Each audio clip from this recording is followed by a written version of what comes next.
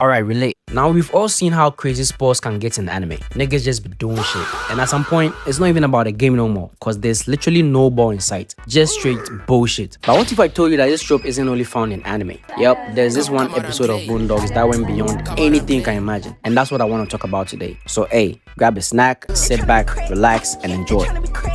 So the scene begins in Woodcrest, where we see this Chinese businessman, who I'm just gonna call Mr. Chan. No relation, I just feel like calling him that. Mr. Chan was talking to the richest guy in the entire series, Mr. Ed Wansler. And apparently Ed Wansler lost a lot of money that belonged to Mr. Chan and a few others. And now Mr. Chan wants his money back. Bro even made a joke saying in China, if you lose 20 million, you get shot. But in America, they give you another 20 million, which was hilarious. He brings up the fact that the kickball contest is coming up and brags about his granddaughter, who we get to see in a sec. And he says that they will wipe the floor with Ed Wansler's team, but he wasn't playing no games, he still wanted his money. So Ed Wansler makes a proposal, which is that they bet everything on the upcoming contest. Mr. Chan stakes his 20 million and Ed Wansler stakes the entire Woodcrest, which is insane to think about. It's crazy how all these rich guys can determine the fate of an entire community just like that, over a cup of tea on a random Tuesday afternoon. We cut to Grandpa Freeman trying to convince Huey to play for Ed Wansler, but Huey isn't on that, because the last time he played, he was losing bad, not because of his skill, but because Ed Wansler had paid off the ref, and after being booed and laughed at, Huey absolutely crashed out and took out this poor girl. So after that, he swore never to play kickball ever again. Grandpa says it's fine. If he doesn't want to play, he doesn't want to play. But then in the very next scene, we see him dragging Huey over to the pitch, bro. Like, I'm crying. This is so typical of African parents. Literally, you have no free will in a black household. Like, you do what your parents say, your parents are always right. Ed Wansler then gives us a little backstory of the game, and basically, his great-great-grandfather discovered this Chinese monk playing a strange game on this island. And not gonna lie, this niggas was moving. God damn.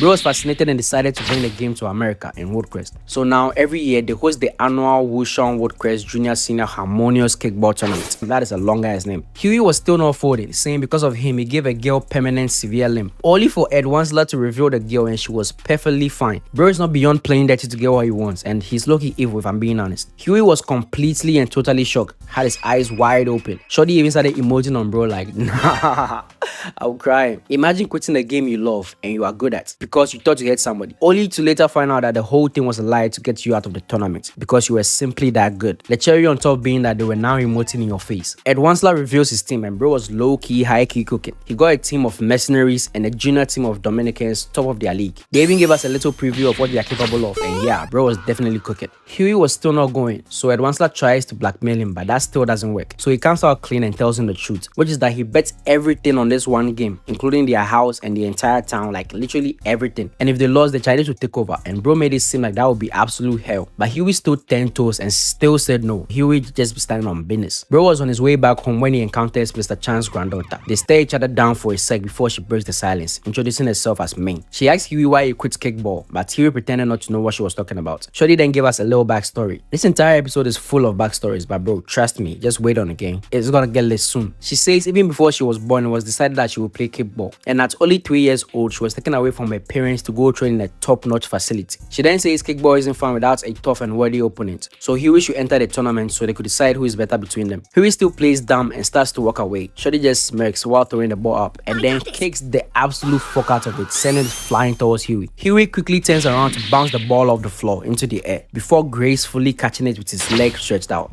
Like, bro, this shit was clean. He then passed the ball back to her and tells her he will join the tournament, but he's not interested in the contest. He goes back to join the team and bro has the worst luck imaginable, cause both the Dominicans and the mercenaries had to leave due to some reason. So now it was up to him to gather up a new team, since he's now the team captain. The next scene we see his lineup and it's not looking good, I'm not gonna lie. Who the fuck are you? Ed Wansler pulls him to the side to tell him his team is pathetic and they're going to get ripped to shreds. Some of them are even going to shit their pants. Nah, deadass, I'm not even trolling. He actually said that. Huey told him that this is what he got, so he just gotta accept that he's cooked. He goes on to give each of them a new pair of sneakers, saying, Well, I have bought each of you a brand new pair of sneakers. These shoes were handmade with the youngest Chinese sweatshop labor we could find. Wear them with pride. These shoes were handmade with the youngest Chinese sweatshop labor we could find. Wear them with pride. These shoes were handmade with the youngest Chinese sweatshop labor we could find. Wear them with pride. And after Edward Wansler kicks the ball, he gets caught by this absolute beast of a man on the Chinese team. Mr. Chan says he came to wish them good luck and tells the beast to give them their ball back. Bro then proceeds to kick the ball so hard it fucking broke a tree behind them before they took their leave. Alright, so the day of the tournament finally arrives and the competition begins. But even before the game started, the two businessmen were playing dirty. Mr. Chan accused the Woodcrest team of having an outsider on their team, which was a violation of the rules. But Edward Wansler tells them he's a resident of Woodcrest, and out of nowhere, this white woman and her child appeared. Apparently, they were his wife and kid, and even bro was surprised. The Woodcrest team then accused the Wushon team of having more adult members than the rules allow. But then listen to what Mr. Chan says. The law is strong and healthy, like many kids in China. But I assure you, he is only 12 years old. Like, oh my fucking god, bro. You look me dead in my eyes. No Travis Scott. And tell me that this humongous soul of a specimen is 12 years old. Yeah, alright. This nigga looks like he has grandkids, bro. What the fuck are you talking about? Anyways, the ref allows it after they show evidence, and the game actually begins. Huey starts the game with a serve, and Main absolutely dog walks him, kicking the ball out for a home run. Next was this old woman who apparently had kidney failure, hasn't paid in 3 years, and had diabetes. So if you're like me, you're probably thinking this should be easy for Huey. But after he serves the ball, Granny out of nowhere begins to move like Isagi, doing this crazy spin move to kick the ball out for another home run. She was not looking good for Huey and his team. They was down 2 points and the game had just begun. Ming was over here smiling while the others looked relaxed as hell. They knew they got this in the bag. But Huey had had enough, no Don Toliver, and started cooking. Bro was actually putting in work. Until he came face to face with the beast, as I like to call him. Huey serves the ball, but Bro managed to kick it back to Edward Wansler, who got sent flying and crashing into the wall. Back successfully blown out. Pause. But at least he managed to catch it. Now it was time for the Chinese team to start serving, and first up was Huey. Easy clutch, no reaction. Next was Riley, and bro, Riley be frying me, gang. Bro's first time kicking the ball, and is over here hitting the Eren Yeager post, pointing to the top, basically hinting that he's about to hit a home run. Ming ain't like that very much, and bro didn't land a single kick. Like, bro, Riley just be frying me. Next was good old Tom, the most law-abiding black man in all of fiction.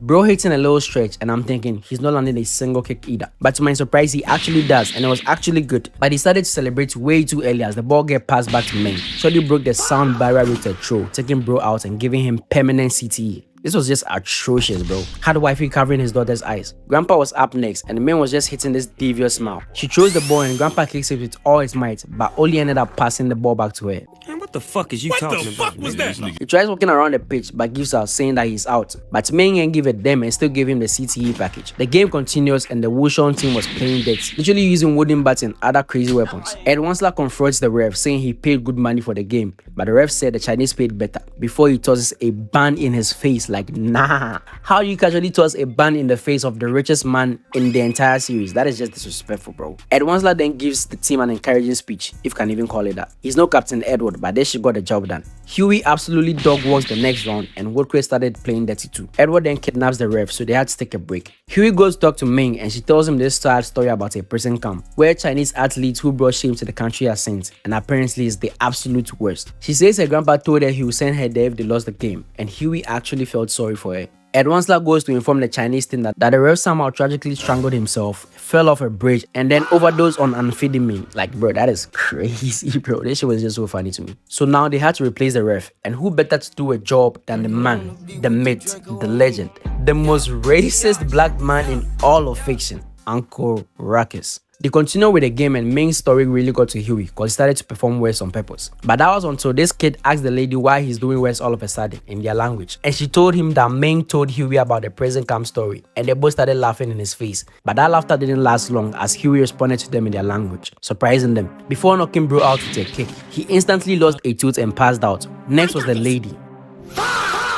And then this guy who was shaking in his boots. Huey launched the ball up and then hit the fire tornado to take him out. Bro isn't gonna be eating solid food for a year. The game continues with both teams taking each other out. Tom got down the worst. Bro has terrible luck. Huey continues his slaughter, and bro right here got his back blown out. Pause. And after a few rounds of absolute savagery, the game was tied and it was now down to the last round. The captains of both teams stare each other down as the wind blows and the audience started singing, while the camera pans over both teams and the states that they were in. After they finished singing, Huey starts airbending like, huh? Even Uncle Ruckus knew that this was about to be some bullshit before getting out of the way. Huey then launches the ball up into the sky before jumping and kicking it with all his might, sends the ball flying surrounded by flames. Like, oh my gosh, it's really not that deep, bro. Ming then turns into Sanji with blue flames on her legs and kicks the ball back, but broke a bone. Huey was surprised she was even able to do that before he locks in and catches the ball with his bare hands, which also ends up breaking a bone. But he manages to stop it, and now both of them were passed out on the ground. The only way to win down was for Ming to make it to the end of the pitch, or for Huey to target with the ball, or at least what's left of it. Huey managed to do just that, winning the tournament and saving Woodcrest. This was one of my favorite episodes in all of Boondocks, and I had a lot of fun making this. Subscribe for more content, like, comment your thoughts down below. I'm open to feedbacks. I love you guys consensually, and until next time, YC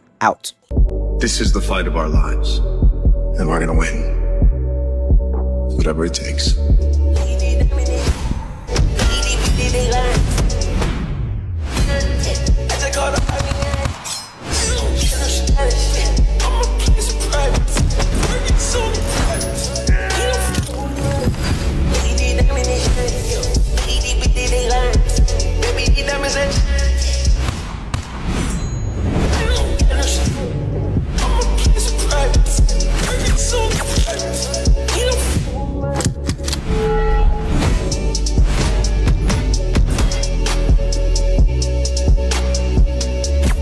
Listen to your mom.